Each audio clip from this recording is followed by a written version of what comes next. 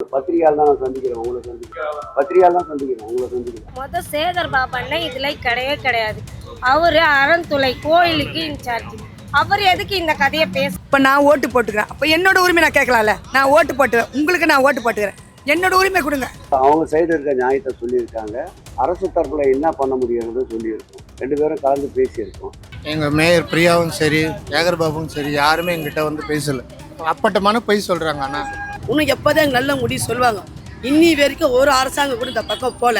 கமிஷனரும் வரல, மேயரும் வரல, இந்த மு.க. ஸ்டாலின் அவரும் கூட யாரும் வரல, சேகர் பாபு கூட வரல. யாரும் வந்து பார்க்காதுங்க. அப்படி இன்னும் எங்களை எப்போ தான் பார்ப்பாங்க? சிங்கார சின்னேன்னு பேர் மட்டும் வாங்கி வச்சுக்கிறாங்க. அதே முதல்வர், மேயர், பிரதமர், கமிஷனர், அதே அந்த மோடி கூட அவர் வரப்போ அப்படி க்ளீன் பண்ணோம். உயிந்து சுத்தமாக தரையே தட்டு போல் நக்கி எடுக்கிற மாதிரி சுத்தம் பண்ணோம். அப்போ அப்படிலாம் சுத்தம் பண்ண நாங்கள் போனோம்.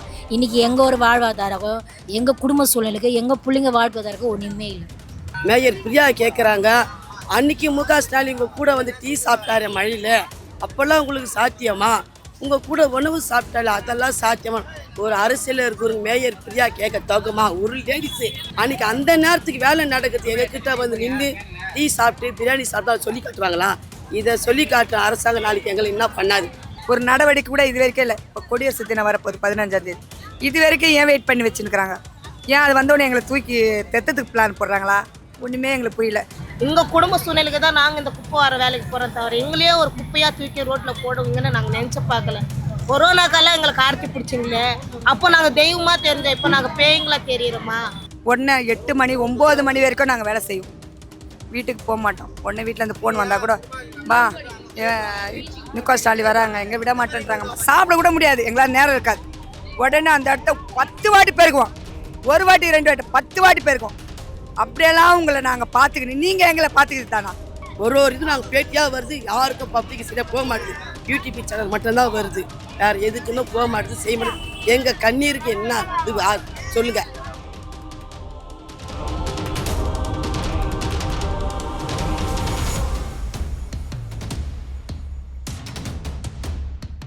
ஒன்றுமே இல்லை, ஒரு மூச்சும் வெளியே வரல, ஒரு மூச்சும் வெளியே வரல. என்ன நடவடிக்கை எடுக்கிறாங்க, இது எப்படி மக்கள்கிட்ட சொல்லணும்னு யாருமே சொல்ல. பொதுவாக பாத்ரூம் போயிட்டு வந்தேன், போலீஸ்காரங்க பேசிக்கினாங்க. என்னப்பா எதனா பேச்சுவார்த்தை நடந்துதா என்ன ஏதுன்னு கேட்டாங்க. அவங்களுக்குள்ளே பேசிக்கினாங்க, அது தனிப்பட்ட. ஆமாம், உடனே யாருமே எதுவுமே வரலன்னு தான் சொன்னாங்க. அதுமாரி வந்து அவங்களுக்கே வரல சொல்ல எங்களுக்கு வராது எப்படி இருக்கும்? சரிங்களா? ஒரு நடவடிக்கை கூட இது வரைக்கும் இல்லை. இப்போ குடியரசு தினம் வரப்போகுது 15ஆம் தேதி. இது வரைக்கும் ஏன் வெயிட் பண்ணி வச்சுருக்கிறாங்க? ஏன் அது வந்தோடனே எங்களை தூக்கி தெத்தத்துக்கு பிளான் போடுறாங்களா? ஒன்றுமே எங்களுக்கு புரியல. நாங்கள் வந்து 16 வருஷம் வேலை செஞ்சோம், இங்கே 10 வருஷம் வேலை செஞ்சவங்களும் இருக்கிறாங்க, 18 வருஷம் வேலை செஞ்சவங்களும் இருக்காங்க. எங்களோட ஒரு உழைப்பை தான் நாங்கள் கேட்குறோம், இன்னொருத்தவங்க உழைப்பை நாங்கள் கேட்கல. சரிங்களா? நீங்கள் வராத இருக்க சொல்ல ஆட்சியில் என்ன சொன்னீங்க? கட்சியில் சொல்ல நாங்கள் வந்தவுடனே அவங்களுக்கு பர்மனெண்ட் காகிதம் கொடுக்க வேண்டியதானே? இத்தனை வருஷம் அவங்க சேர்ந்தாங்களே நீங்கள் சொன்னீங்க. உங்கள் வார்த்தை நம்பி நான் அந்த கட்சி தான் ஓட்டு போட்டோம், நான் அந்த கட்சி தான். இப்போ நான் ஓட்டு போட்டுக்கிறேன், அப்போ என்னோட உரிமை நான் கேட்கலாம்ல. நான் ஓட்டு போட்டுக்கிறேன், உங்களுக்கு நான் ஓட்டு போட்டுக்கிறேன், என்னோட உரிமை கொடுங்க. எனக்காக வேலையை நீங்கள் கொடுங்க, பர்மனெண்ட் கார்டு ஆகிடுங்க.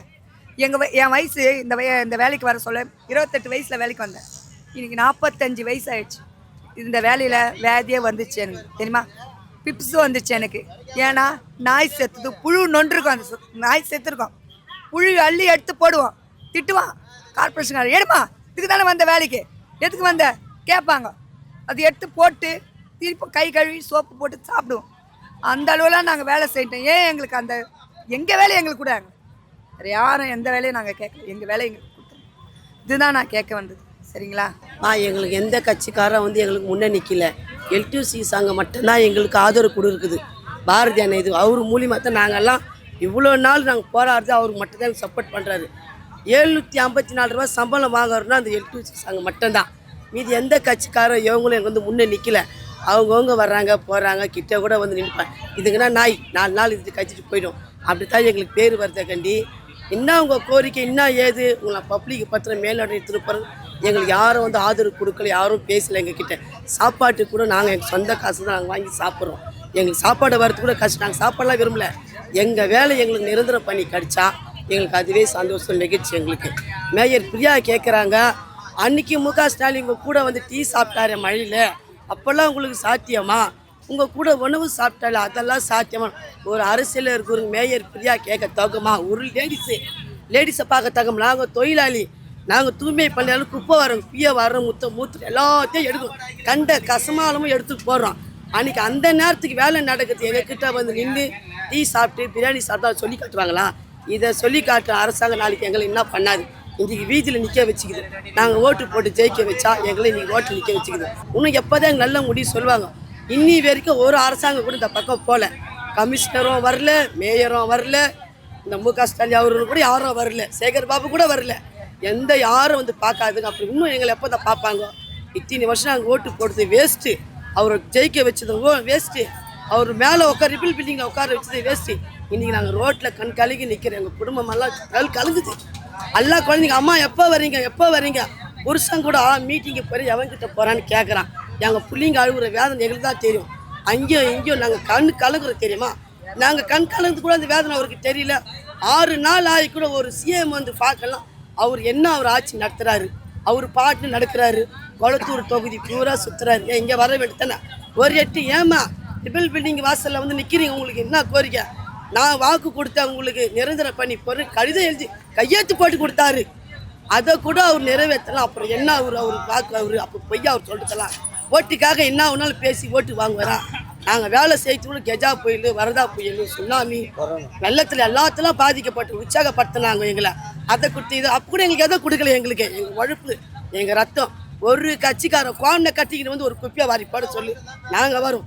இப்போ கூட எங்களுக்கு நிரந்தர பண்ணி கட்சிச்சு உங்களுக்கு போங்கன்னு சொல்லி சட்டப்பூர்வமாக எழுதி கொடுத்தா அன்னைக்கு நைட்டே நாங்கள் இந்த வேலை செய்வோம். இறங்கி ஊரே சுத்தம் பண்ணுவோம். நாங்கள் இறங்கி எங்கள் தொழிலாளிங்க எல்லாரும் இறங்கி தயாராகிறாங்க. ராம்கி கான்ட்ராக்ட்காரன் ஏன் வரணும்? ராம்கி கான்ட்ராக்ட் தேவையே கிடையாது. நாங்கள் கேட்கவே இல்லையே. எங்கள் சம்பளம் அந்த 754 ரூபா கூட L2C சாங்க தான் எங்களுக்கு வாங்கி கொடுத்தது. எந்த அரசாங்கம் எங்களுக்கு கொடுக்கல. நாங்கள் போராடி நாங்கள் வாங்கின சம்பளம் அது. அதை கூட ஒரு வருஷம் கூட நிரந்தரமாக எங்களுக்கு கிடைக்கல. அதுக்குள்ளே இப்படி பண்ணிட்டாங்க. இது என்ன நியாயம்? நைட்டு எங்கள் புக்கு அட்னஸ் எல்லாம் தூக்கிட்டு போயிட்டாங்க. அவங்கள வந்து வேலை செய்ய போகிறாங்க, நாங்கள் தானே வேலை செய்ய போகிறோம். எங்கள் உரிமை, எங்கள் சம்பளம், எங்கள் வாழ்வாதாரத்தை நாங்கள் கேட்குறோம். அது கூட கிடைக்கல. அப்புறம் என்ன இந்த அரசாங்கம்? இன்றைக்கி 2000 பேர் குடும்பம் இங்கே ரோட்டில் கண் கலங்குது. இதுக்கு காரணம் இந்த ஆட்சி, இந்த அரசாங்கம் தான். வேறு யாரும் இல்லை. மேயரு, கமிஷனரு, சேகர் பாபு, மு க ஸ்டாலின் தான் இதுக்கு காரணம். மேல் இடத்துக்கு போவதற்கு தடுக்கிறாங்க. ஒரு இது நாங்கள் பேட்டியாக வருது, யாருக்கும் பப்ளிக் சரியாக போக மாட்டேது. யூடியூப் சேனல் மட்டும்தான் வருது, வேறு எதுக்குன்னு போக மாட்டேது, செய்ய மாட்டேது. எங்கள் கண்ணீருக்கு என்ன இது சொல்லுங்கள். அப்படின்னா உங்களுக்கு வட சென்னை மேலே அவ்வளோ இதுவே நான் கேட்குறேன். சேகர் பாபா இதில் கிடையவே கிடையாது. அவர் அறந்துளை கோயிலுக்கு இன்சார்ஜ். அவர் எதுக்கு இந்த கதையை பேசுறாரு? நேருதான் பேசுறோம் சொல்லியிருக்காரு வெளியே. அதாவது வந்து மேயர் அக்காண்ட வந்து அவர் சொன்னாருன்ட்டு சொல்றாங்க.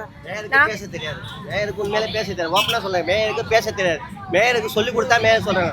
மேயர் பேசலாங்களே, டேரக்டா வந்து நேர்ல பேசலாம்ல, ஏன் வர மாட்டாங்க? இங்கதான் பக்கத்துல தான் இருக்காங்க. இவ்வளவு ஜனம் வச்சிருக்கிற குழந்தைங்க வருது, குட்டிங்க வருது. ராம்கி கான்ட்ராக்ட் நீங்க போய் செய்வீங்க. ராம்கி கான்ட்ராக்ட்ல துப்புரவு பணியாளர் டெண்டர் விடுறீங்களா? கார்பரேஷன் விடுங்க, கார்பரேஷன் அதிகாரிங்களை விடுங்க. டெண்டர்ல விடுவீங்களா சொல்லுங்க? அப்ப நாங்க மட்டும் நான் இழிச்சவாயா? இத்தனை வருஷம் கஷ்டப்பட்டு உங்க கழிவு நீர், உங்க எச்ச எல்லாத்தையும் வாடுற நாங்க கேவலமா இருக்கிறோம். நீங்க ஏசி ரூம்ல இருக்கிறவங்க ஹாயா இருப்பீங்களா? நாங்க கேட்குறோம்.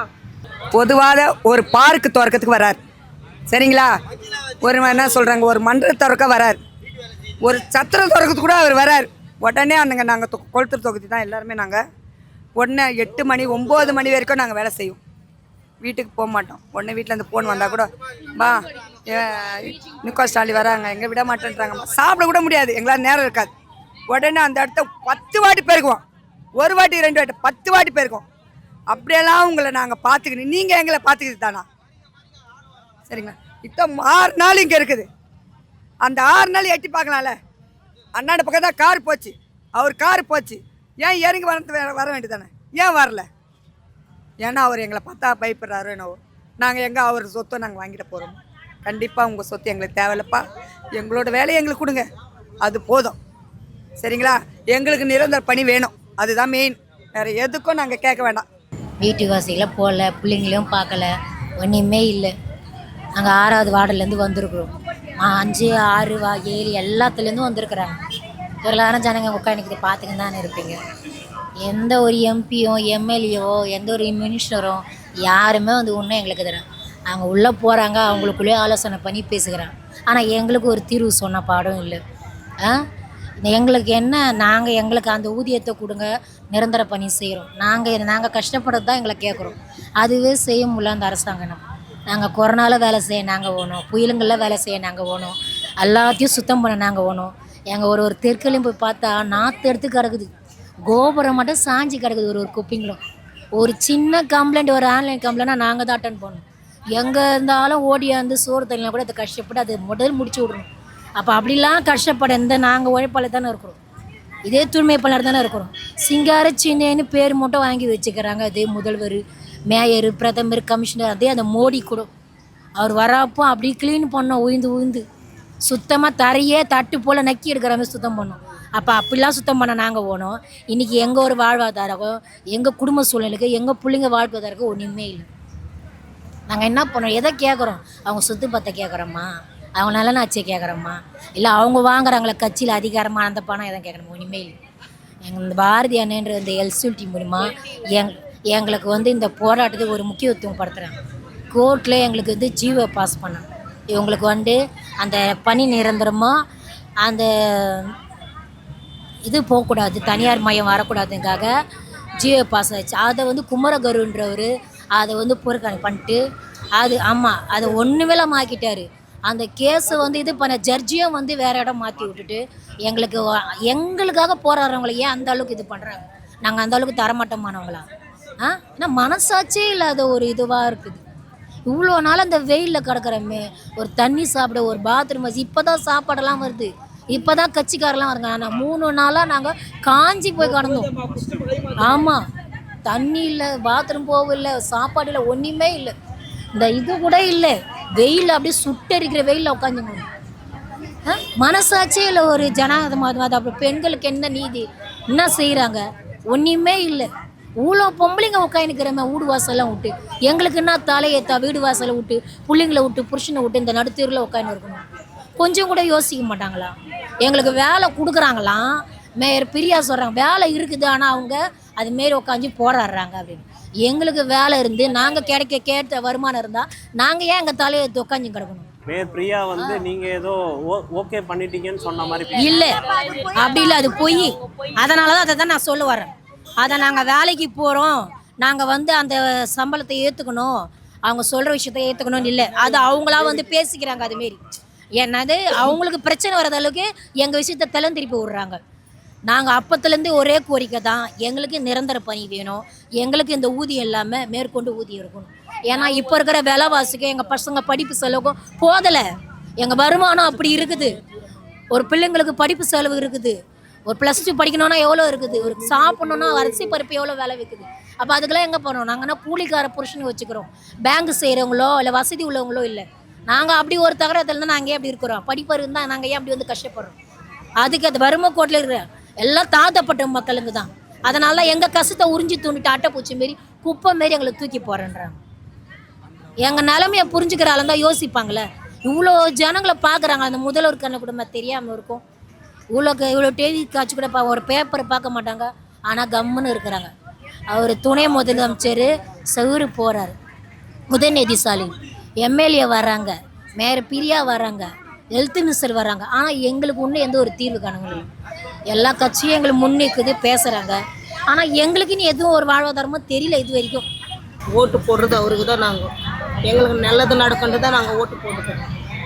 ஏன்னா எங்கள் ஆட்சியில் ஐயா வந்தாரன்னா எங்களுக்கு முக்கிய தொகை பர்மனெண்ட் பண்ணுவார், கையெழுத்து முன்ன எங்களுக்கு தான் போடுவாருன்றது தான் நாங்கள்லாம் அவருக்கு தான் போட்டோம். எங்கள் வீட்டில் ஒரு ஓட்டு 15-20 ஓட்டுங்க இருக்குது, எல்லாம் அவருக்கு தான் போடுறது. ஏன்னா பரம்பரையாக டிஎம்கே ஆளுங்க தான் நாங்கள். இந்த மாதிரி ஒருத்தர் வந்து அவரை சபிக்கும் போது எங்களுக்கு மனசு வலிக்குது. ஏன்னா சபிக்கக்கூடாது. கவர்மெண்ட்டே அவங்க ஆளுநவங்க அவங்களுக்கு தெரியும் யாருக்கு என்ன பண்ணணுன்ட்டு. அவங்க அப்பா இருந்தானா நேரத்துக்கு எங்களுக்கு ஃபஸ்ட்டு கையெழுத்து எங்களுக்கு தான் போட்டுருவார். இந்த மாதிரி ரோட்டில் உட்கார வைக்க மாட்டார், எங்கள் கண்ணீருக்கெல்லாம் ஆள் ஆக மாட்டார் அவர், எங்களை அழுவ விட மாட்டார், எங்களை நல்லதே பண்ணுவார். அது ஒரு நம்பிக்கையில் தான் அவங்க பையன் நம்மளுக்கு இந்த மாதிரி பண்ணுவாரா, அது ஒரு நம்பிக்கையோட தான். அவங்க பையன் கூட அவங்க அப்பா மாதிரி தானே பிள்ளைன்றது தான் அவரை தேர்ந்தெடுத்துக்கிறாங்க, எல்லாரும் ஓட்டு போட்டு ஜெயிக்க விட்டாங்க. ஆனால் அங்கே பையனே இந்த மாதிரி ரோட்டில் உட்கார வச்சு ஒருத்தர் பேசும்போது மனசு எவ்வளோ வருத்தத்தில் இருக்கோம் தெரியுமா? நாங்கள் எங்கள் குடும்ப சூழ்நிலைக்கு தான் நாங்கள் இந்த குப்பை வர வேலைக்கு போகிறோம் தவிர எங்களையே ஒரு குப்பையாக தூக்கி ரோட்டில் போடுவீங்கன்னு நாங்கள் நினச்சி பார்க்கல. கொரோனாக்கெல்லாம் எங்களுக்கு ஆர்த்தி பிடிச்சிங்களே, அப்போ நாங்கள் தெய்வமாக தெரிஞ்சோம், இப்போ நாங்கள் பேய்ங்களா தெரியுறோமா? சொல்லுங்கள். காலுவா கழுவி விட்டீங்க, ஆர்த்தி எல்லாம் எடுத்தீங்க, அப்போ நீங்கள் எங்களை காலுவாரி விட்டீங்களா? சொல்லுங்க ஐயா. நாங்கன்னு எங்களுக்குன்னு குடும்பம் இருக்காதா? எங்களுக்குன்னு பசங்க இருக்காதா? யாருக்கும் சொந்த வீடு இல்லை ஐயா, எல்லாம் வாடகை வீட்டில் தான் இருக்கிறோம். உழைச்சாதான் எங்களுக்கு சோறு, இல்லைன்னா இல்லை. மாதமெல்லாம் கஷ்டப்பட்டேன். அந்த மாதம் சம்பளம் பார்த்துக்கு அவ்வளோ இதுவாக சந்தோஷப்பட ஒரே நாளைக்கு தான் சந்தோஷப்படும். அதனால் அந்த கையில் நிற்காது. வாடகை கட்டணும், அரிசி வாங்கணும், கேஸ் வாங்கணும், எல்லாத்துக்கும் ஒரு பட்ஜெட்டோட தான் ஓடுது எங்கள் குடும்பம். அந்த மாதிரி சூழ்நிலையில்